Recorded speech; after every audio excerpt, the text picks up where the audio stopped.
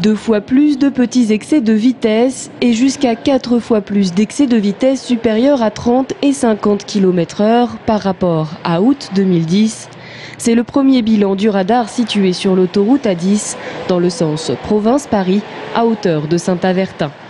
Il y a un mois, jour pour jour, la limitation de vitesse sur ce tronçon avait été rétrogradée de 110 à 90 km/h, ce qui a pu surprendre quelques automobilistes de retour de vacances. Mais pour la préfecture, l'objectif était avant tout de limiter les pollutions sonores et environnementales de l'A10 sur les villes qu'elle traverse.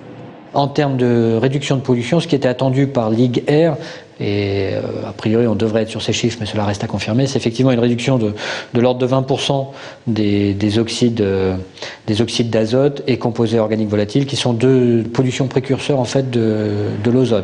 Autre enjeu majeur, bien entendu, la sécurité routière, car sur cette portion d'autoroute située entre la sortie 24, Joué-les-Tours et le nord de Tours, ce sont plusieurs dizaines de milliers de véhicules qui circulent chaque jour.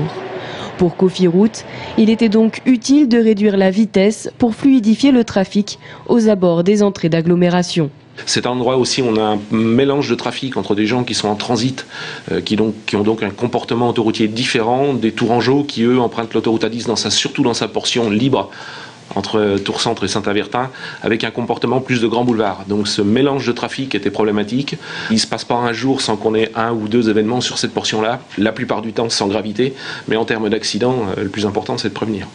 Avec ces mêmes objectifs, la réglementation de vitesse doit encore évoluer sur ce tronçon de l'autoroute A10. Au 1er octobre, les poids lourds seront limités à 80 km/h.